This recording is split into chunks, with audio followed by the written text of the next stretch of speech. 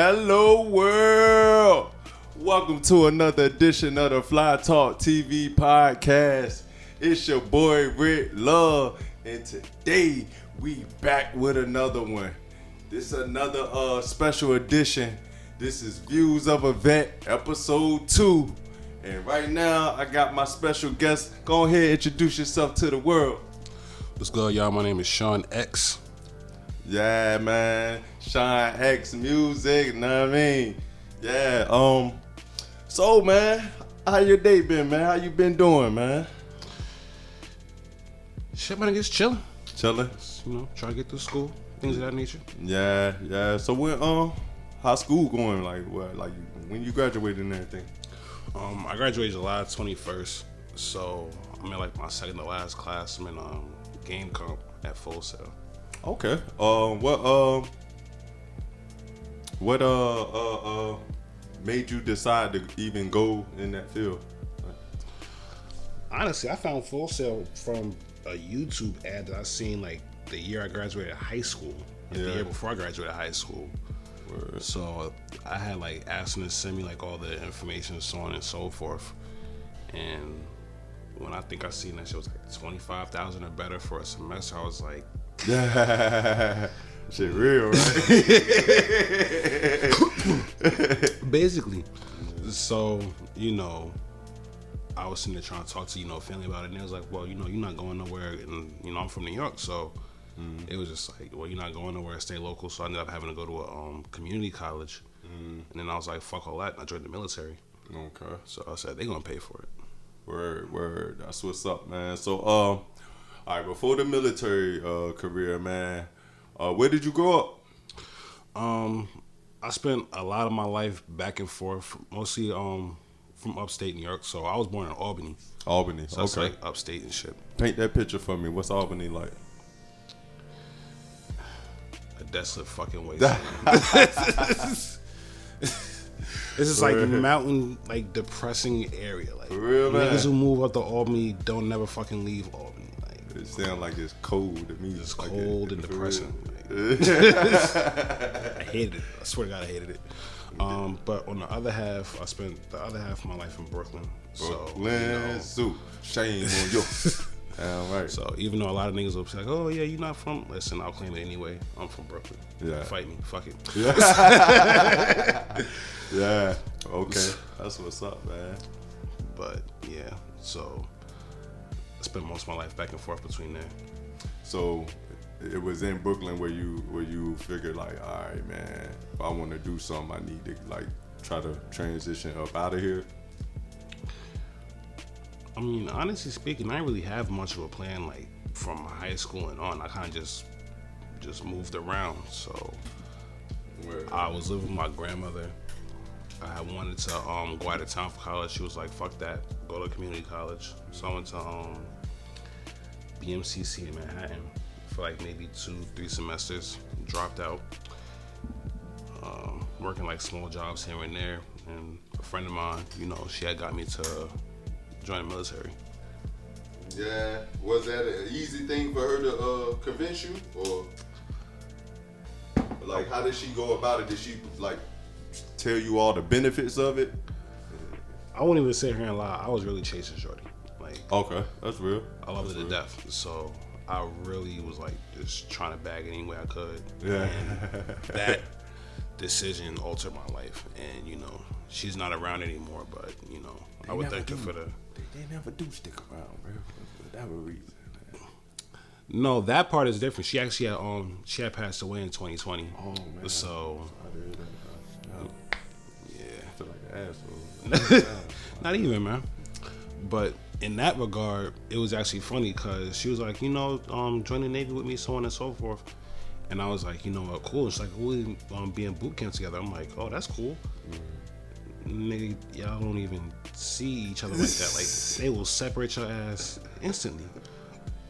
So I went to the she was from Staten Island, so I went down to their office. Right. And when I say Staten Island is probably one of the most irritating places to get through in the city. Word. Irritating as fuck. Nigga, I had to take 2 trains to the ferry to take 2 buses to get to the other side of the fucking island. Come on, man. Real shit. That's wild. They have like one train that goes to the entire fucking island. I ain't even see this shit. I'm damn near 30. Still never seen that motherfucking train. That's the crazy part about it. Never. That's wild, man. So I went and I got recruited and shit, and me and Shorty had fell out. So right before like my death day, I had asked him like, yo, you seen, Shorty since then? He was like, bro, the first time I seen her with you was the last time I seen her, period. I'm like, ain't this some bullshit? Wow, she the one got me in this shit. You see what I'm saying? But Word. God got a plan for everybody, so Definitely. So what did you sign up as? Like, what was your job? I was a CS, a cook, basically. Okay, but I know a few cooks, yo. So where'd you do your basic at? We did our shit outside of Chicago. Okay.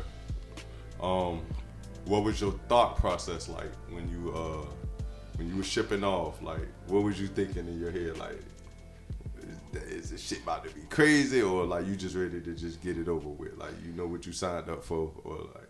Basically, it was like half and half. By the time my ship even went out on deployment, I had already been in for like damn near 3 years. Okay. So we had started doing underways, what they call that shit, Consul exits, things like that.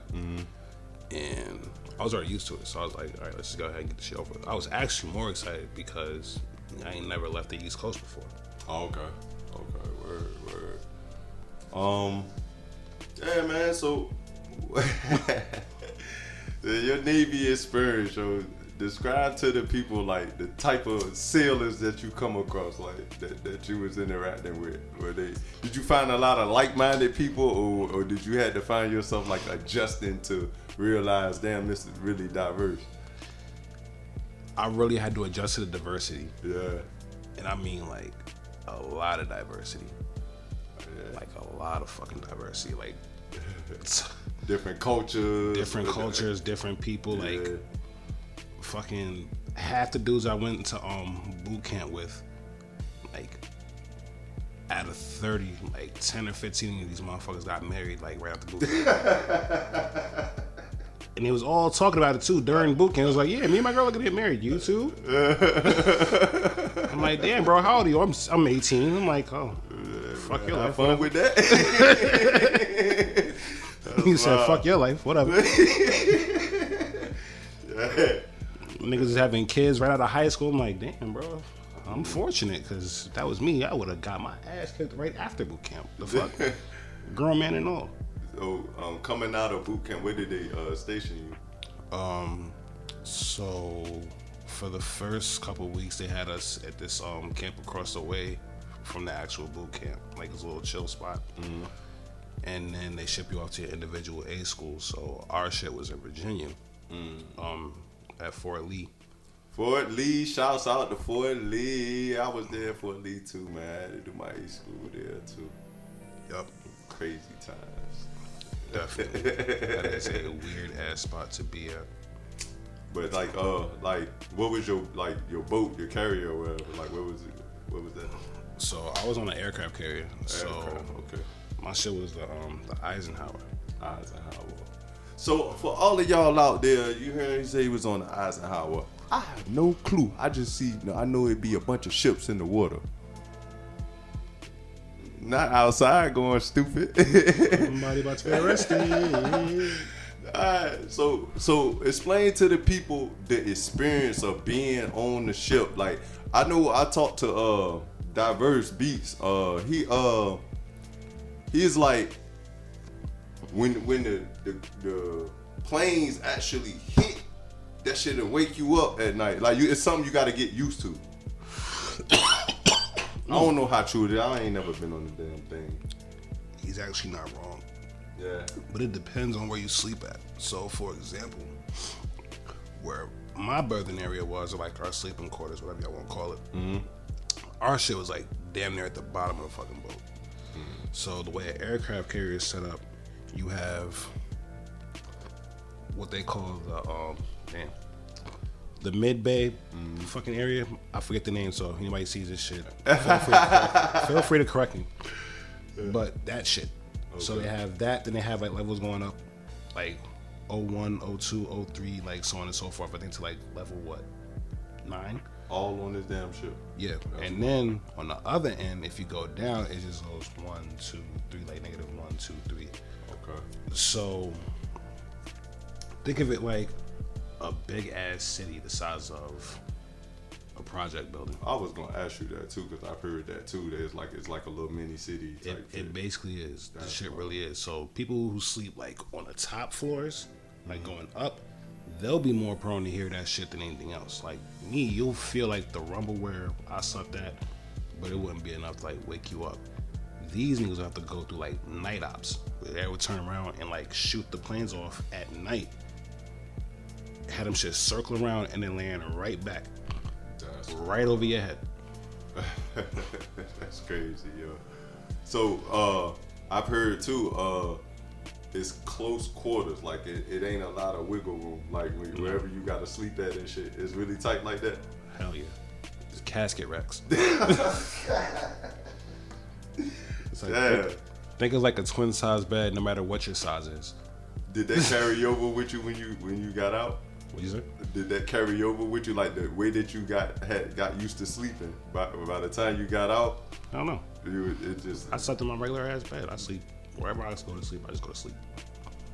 So yeah, like you could toss and turn and shit now. Like you couldn't. I mean, that part of it. Like, that'll be a little more difficult because it's like you don't have a lot of space, you know, between the bed and the little ceiling, and that's if you sleeping on like a bed with like somebody over you, because you know it's like bunk beds. But the top racks, they don't have nothing over them. So so it's you just more, I just didn't want to hide my big ass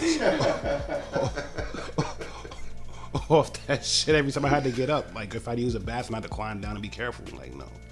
Every rack I had was a bottom rack. I was like, why? It's like it's easy for me to roll out and do my thing. Where you I take it you did some traveling. Yeah. But all right, break down to the people, man. Explain to them about this world that we live in and the places and spaces you found yourself in. Everywhere looks better than America. Literally. Damn near. What's your favorite spot of all the places you've been? My favorite spot was by far Italy. Italy. Shouts out to Italy. Damn right. Straight up. Yeah, what you like about Italy? I know the food was probably busting, bro. What? Yeah, that shit was fucking Oh, rocket. Everything about that spot was amazing. The part that made it even funnier is we was still in the fucking hood. Yep. What that hood like? Describe that. I'm interested to hear what like. It's like almost everywhere was construction. Fucking People broke down, hanging out on the corners, Yeah. broken down looking buildings and shit. Yeah. And then like you walk a couple blocks and it's like shopping centers and malls and shit like that. Yeah, you can tell it ain't no bougie area. Exactly. Shit. I got you. Word. What other spots you been to? Let's see, we went to Italy, we went to Dubai, Bahrain, France, and fucking Canada. Damn. I heard tell us about this Dubai thing, bro. What's so they have a base like a base over there in Yeah. Dubai? Damn, that's crazy. What was Bahrain like? Hot as shit. They had us in a spot called the Sandbox, and so basically the shit was just like an Americanized, I don't know what the hell you even wanted to call this shit, because it had like, you know, a Mickey D's, a Subway, a churches, and you go in these spots and they not serving shit that you actually see in a Mickey D's, a Subway, or a churches. That was like that in Poland. Like what we consider like a McChicken is all this shit is deluxe. They naming that shit deluxe, whatever. Like, and it tastes better to be real. Like, I don't know what they was doing to that shit. Like, I mean, you gotta consider it. In America, damn near all of our shit is processed. Over there, most of them actually outlaw the shit that we eat here. yeah, and there's gotta be a reason for that. I'm not gonna say any names. So what was Canada like, man? How was Canada hitting for? I ain't gonna front. That was probably the lamest fucking port we went to. Cause we didn't go to like Toronto or like no lit shit like that. We went to fucking it's not like Newfoundland, it's some other shit. So it's like on a dead end going up the East Coast. Yeah. And it's like this little small island town. And I was like, bro, ain't shit to do out here. Like, I was smoking fucking Black and Miles. They didn't sell nothing with nicotine. Damn. Fucking, they had like a casino. I don't gamble like that. Yeah. I think I won like $300 at the fucking blackjack table. Right. That's about it. How long y'all stay there? Bro, like 2 fucking weeks. That's like long. When It was y'all the work. got somewhere. Yes. Every other port we was there for like 4 days. These shits we was like for 2 weeks. Like, bro, what kind of shit is this? Who's out there for July 4th? We're celebrating their Independence Day. That's wild. That's wild. Well, so out of all of the places you've been, like, if you looking at their cultures, like, who party the most? I would probably think Dubai, but I don't know. Or Italy, they probably party over there too. I mean, everybody party, but I think the thing about it is, when we went to like Dubai, like Bahrain, most of the parties, at least for the people who couldn't go out like overnight, was on the base. So they had curfews for everybody. Oh yeah, I know what that's like. And even still, niggas managed to fuck that up. They always do, bro. They always do. That's part of hey man, you lay it out for us. Everybody in the military knows at least 5 different alcoholics, bro. Hey, you hear this, man? You hear this, man? The military. Hey, look, I went in the military to try to fix drinking, but I've drunk way got that go, boy. Bro, I knew after fucking Bahrain the first time, I was like, bro, I'm not a drinker. I'm not. I sat there and I remember that whole day. Yeah. That ass, like, bro, we went out. It had to be like 10 in the morning. So it's me, my mans, and his girl at the time. Yeah. So they get a little hotel. They go upstairs and do whatever the fuck. Right. I go downstairs, I hit the bar. So niggas watching the Olympics. I'm sitting over here, I'm drinking, nigga. It's like maybe 2 p.m. I got a double shot of fucking Hennessy. But I'm thinking a double shot of Hennessy is like maybe a little under this water bottle. No, nigga, they give you a whole ass wine glass, bro. No ice. No ice. That's the best way to drink it. Of course. But nigga, damn. Nah, especially if you ain't used to it, but I know you was. But I'm over here drinking like a fucking fish. So it had to be like maybe 6 p.m. I'm like 4 double shots deep. I'm like, all right, I'm good. I'm ready to fucking leave. Big ass white nigga comes up. Hey man, you drinking? I'm like, bro, you don't see me fucked up already? He's like, well, why don't you drink with me? I'm like, man, I ain't about to drink no more. I'm about to spend no money. He's like, it's on me. He's like, free, you say?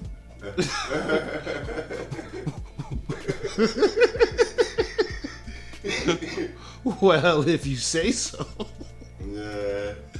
So, bro fucked around, and we bought 2 big ass like fucking beer shits like this, bro. Yeah. Down in that shit, and then fucking shot of Jack, bro. I blacked out from there. The last thing I fucking remember was me and my other homie was about to fight some niggas at the damn at the duty free. Not the blackout nights, dog. After that, I was like, I'm not a drinker. I can't do it.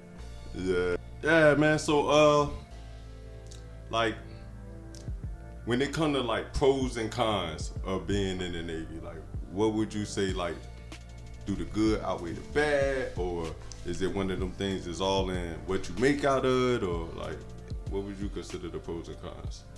It's definitely what you make out of it kind of thing. Yeah.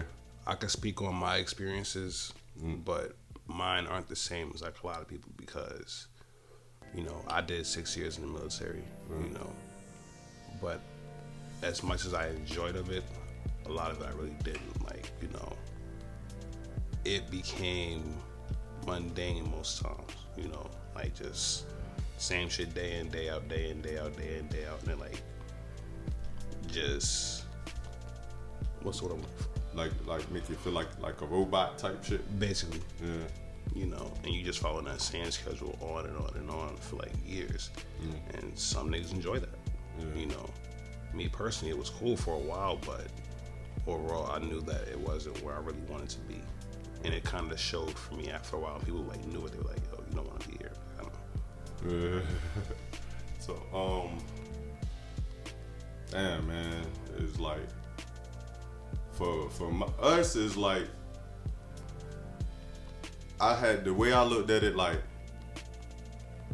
I ain't back in Portsmouth. Like, whatever the fuck going on, I'm not back in Portsmouth. Like, and I love my hometown, but it was a purpose that I left. Like, I'm trying to grow and see and do something, bro. Like, different, because that's like how you were saying. Same job, like same stuff happening day in and day out. That same stuff was happening as far as my life in Portsmouth. The same stuff, hanging with the same people, doing the same thing. Like it's like running on a treadmill, but you're not going nowhere. Exactly. Running real fast though. So, okay. What? Anything that you went like getting out that you still like do to this day that like. On the positive, like did it teach you certain things that you still carry on with you now? It's definitely made me more of a morning person. Yeah, almost like 9 out of 10 I'm up before like 6 a.m. Even if I'm not doing nothing, I'm doing something. You know what I mean? Like, do you how's your sleep? Do you get a lot of sleep? I get a decent amount of sleep. You know, if I'm not out like working and nothing like that, you know, I'm definitely in bed by like 10, 11. Yeah. One thing you said that I keyed in on is like you can only speak on like your experience of the military, and that's why I have views of a vet. Like that's what we want. You know what I'm saying? Like we ain't gonna paint no pretty picture. We gonna give you our experiences. So like that's dope that you like understand. First off, you're not trying to paint no picture. You telling your story. So. That's why we had these things, man. $1 million question. Would you do it again? When you say do it again, like go do back in time and do it all over again? Yeah. All right, check it out, right? So, break it down for me. I would do it over again. I would change one aspect though. What's that? I would go overseas. When I went to A school, they gave us like this little packet. They was like, you got the option to go East Coast, West Coast, overseas. Me being young at the time, I was like, you know, I had a girl at home. I still wanted to be near my family. I wasn't, you know, used to being away for so long, things of that nature. I was like, if you don't put me in Virginia, I was already using Google Maps. That's 6 hours away. Yeah. I was making those trips on a regular on the weekend. Right. But honestly speaking, if I had to do it over again, I'd probably go either West Coast or overseas. Because I feel like for me, I miss out a lot. Like I've never been like out west at all. You know, like I've been on the Eastern Hemisphere. You know what I mean? But I've never been like out west, and I would really like to go out there. So I would do it over again. That would just be like my only thing. But by that same token, I'm grateful that I did do it the way that I did it, because it didn't allow me to get complacent. That's real. That's real. I got to the point in my life where it was just like, okay, I'm watching everybody else, you know, advance and do all of this. What am I doing for myself? I'm like, I wasn't happy in the military after a while. Like I did what I was supposed to do and I got out. Okay. You know, and I got out with no stains on my record, nothing. I know you was probably excited because you was able to break that cycle of just repetitiveness. Like that shit was already getting old to you anyway. Like it was, and it was like the very first time I walked off the base as a civilian, I was like, I could breathe again. So your transition went rough, like it, mentally, like when... Not really, no. Like only thing that was weird for me is just transitioning, you know, trying to find work. Oh, okay. And even funnier than that, when I got out, I had worked in Portsmouth shipyards, Norfolk Naval. Not the Portsmouth shipyard. Shout out to the Portsmouth shipyard, damn right. Yeah. I was in there for like half my my career. Word. Yeah, it was dry docked out there. Big ass Navy town, bro. It really is. It really fucking is. You can't run into a nigga without saying they got somebody was in the Navy or something like that. Or working in shipyards or something. Yeah. How you like that area? Like when you was in Portsmouth? If you had to speak on Portsmouth, what would you say about it? This might offend you. Nah, keep it a buck. That's what it's all about keeping the So, if I had to compare the Hampton Roads area to anything, I would compare it to New York. And here's how. I would say Virginia Beach is like Manhattan because in all actuality, that's like where all the people want to go for like the touristy shit, you know, the beach stuff like that. You know, that's what they think of. I'd say Suffolk is like Staten Island because nobody fucking goes there. I get what you mean, though. Yeah, you know, I would say, motherfucking, what else? Chesapeake is definitely Queens. Yeah. Why? What's the comparison? It's hood, but it's like a lot of suburban area. Okay. Yeah. Because Chesapeake got some little hood areas, but then they got the suburban shit. Exactly. Norfolk is definitely Brooklyn. People still want to go there, but they're careful where they go. Yeah. It could blind you. It could, depending on how they show it to you, it can paint a picture like, oh, this nice ass place or shit. But nah, that shit can get crazy. And then last but not least, actually, you know what? I'm gonna take that back. Suffolk isn't like when I say Staten Island. Hampton is like Staten Island. Okay. You gotta go across the water and some more shit to get there. Yeah. And there's shit going on. Yeah. Portsmouth is like the Bronx. Well, why you compare it to that? Like, it's the roughest part of the entire fucking city. You hear this, man? It's just a war zone out there. So wicked as fuck. Shouts out P City. Yeah, man. That's why I made the album, bro, to try to paint the picture of Portsmouth, man. Like, bro. They say you can make it in Portsmouth, you can make it anywhere, bro. But you do see all the elements of what the hell going on. If you spend as much time out there, then the part that made it even funnier was I had a homie. He actually we still cool to this day. My man AP, shout out to him. He lived in Chesapeake. And he's actually from Queens. Yeah, that's crazy. That's crazy. I actually lived in Norfolk. Yeah.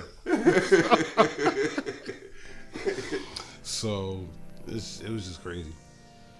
Alright, man. So speaking on that right there, like, do you got a big network of like lifelong sailors that you like still in contact with, or you kind of just got out and just did your own thing? I wouldn't say it's a big network, but I have like a decent amount of people who I still talk to every now and then. Word. So, yeah, man. So, like, being in Florida, going to Full Sail, what's that experience like for you? Florida's weird as shit.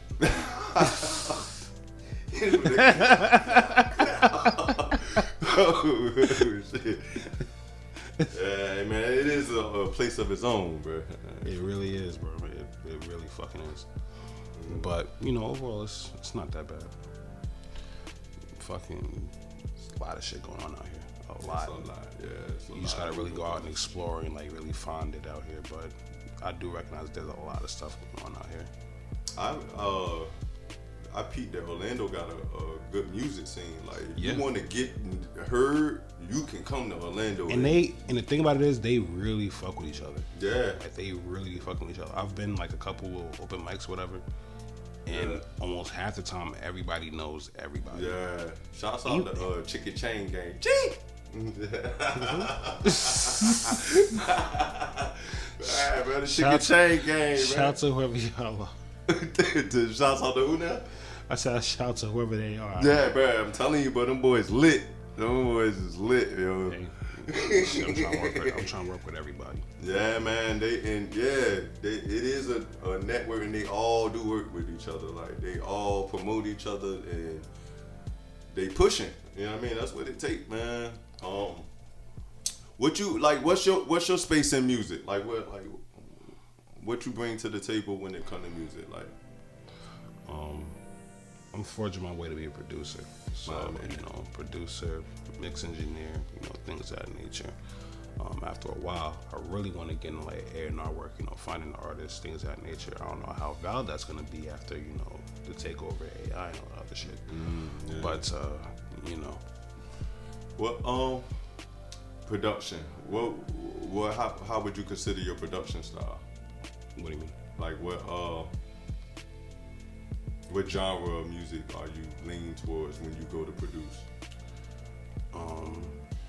I'm really an old head at heart. But if I had to like put my closest, you know, what I aspire to be, I would definitely say Alchemist. Nice. Shouts out to Alchemist. That's dope. Yeah, for sure. Like by far one of my favorite producers, if not my favorite producer. What program you using to do your production in? So I compose in Logic, but I mix some Pro Tools. Nice.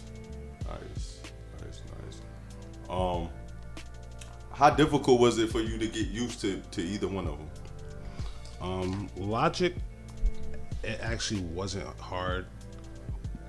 Like especially once I got like the fine tune controls on how to do certain things, you know, it's really easy. Pro Tools took me a minute, and I'm still learning about Pro Tools. Yeah. Like still, because it's like you still can't know enough about it. Yeah. And that's including things to like plugins, Because they dropping Sure. every month, goddamn. New shit. shortcuts, Yeah.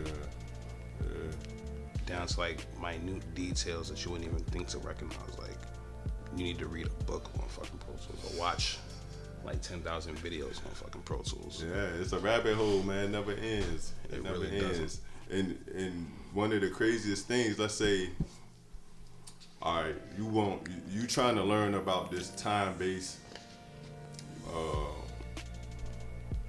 process or something like that. Like you want to know how to time stretch something, right? Right. Let's say you spend 30 minutes, 40 minutes researching on how to do it, right? And then you figure it out, right? If you don't keep practicing that shit, you're gonna forget it. It's like you gotta, whatever it is in Pro Tools that you're learning, you gotta keep doing that shit. Because if not, you're gonna not retain it. You're gonna have to be researching it, looking it up again. But it will come to you quicker because you'll start to remember certain things. But you gotta stay in it. Like if that's what you do, if you're gonna be a mix engineer or producer, you really gotta be in it. And that's not even just for like Pro Tools or like Logic. That's anything, period. Like for example, I'm in music production, so when I first came to Full Sail, I was in RA, but I was like, okay, I can mix other people's music, but I'm not learning what I really wanted to know, and that was like actual music theory, like how to play certain things. And now that I know how to mix and make my own music, I feel, you know, more comfortable. Excuse me. I feel more comfortable, you know, with doing things. So right now I'm working with, you know, a few people as far as, you know, building beats from scratch. So what I'm trying to do also is start a business of my own where I can just like, you know, artists can come to me like, all right, I want to sound like fucking like NBA Youngboy or some shit, you know. Do I listen to NBA Youngboy? No, not really. But they like them, so I'll get a couple songs together, you know, compose something, and then, you know, build from there, and give it back to them, and then we just do business. Yeah, it's a big market out here, man. Like people will pay for the service, so They will, and honestly speaking, it's a lot better than you having to go through YouTube, type in X type beat, and then be like surfing through, when you can just have somebody personally make it for you. right, and that's organic. And it's organic, and it's literally yours. Yeah, So you don't gotta talk to nobody but me. I had to learn that the hard way, man. Cause coming up, I never in my life thought I look at producers like truck drivers. Like I got nothing but respect for them, cause I ain't never see myself driving no damn 18-wheeler. Like that's not nothing I aspire to do. And so I looked at beat making like, I don't know how the hell these people do that shit, but I respect it because they can do it. Now I'm like doing production. This shit crazy, bro. It's like, damn, I just ain't see it, but. And that's literally just growth, bro. Like, you taking your shit seriously. Yeah. The problem with this shit is a lot of people don't take themselves seriously enough. Yeah. You know, and to a tone, myself included. But like I said, I'm stepping out of that phase and get into more like, all right, I gotta grind because I'm about to graduate. So as soon as that BAH money is over, shit is real. everything gotta go. Shit is real. Yeah. So, you know, I'm just trying to find new ways to make my hustle. You got it though. You got it. Cause you already peeping game, and you ain't come this far to just drop the ball now. So Exactly. I mean, yeah, man. And I see the growth, bro. I'm proud of you, bro. Like Yeah, legit. I'm proud of you, bro. Man, I'm just Really fucking proud of you, bro. moving and grooving, bro. I'm just trying to get some more, man. But I will say, a good part of the process that make it bearable, you got good people. You gotta have good people around you. If they ain't on what you on, they gotta go, bro. You gotta go. And I'm starting to recognize that, you know, more and more. And it's like, on top of that, God finds a way to kind of silently take people out of your life. Them Whether branches you fall want off that tree, man. Told y'all. whichever way you move it, is just like people who you think gonna be cool, you know. And it don't even have to be on like no negative, like, oh yeah, we fell out, you know, fuck someone and so forth. It just be like, all right, I mean, well, you gotta go your way, I'm gonna go mine, and you know, I'll see you when I see you. Yeah, because it was a appointed time that y'all was supposed to cross paths and have the experiences y'all have, and just like a train when it goes like that. So Exactly. I mean, yeah, man. What's your next thing? Like, you're about to graduate, so you just mentally just trying to get on the crazy grind, like make some shit happen. Basically, Word, man. coming Got up this shit. with a couple of hustles in mind, so That's what it do, man. it's just getting started. All right, man. Any final words for the people out there, man? How can they find you, man? They can find me on Instagram, Sean X the Producer, SEANX the Producer. Yeah, I have flashing on the screens. I'll probably put your links in there, man. That'll work. Track it down. Yeah, man. It's been real, my guy. Appreciate you for Bro, having me here, This was bro. a long time in the making, bro. Like, we've been plotting on it, bro, and our schedules be so crazy. But yeah, man, that's what it do, yo. Yeah, this has been another edition of the Fly Talk TV podcast, and I will catch you on the next go around. Yay, yay, yay, yay, yay.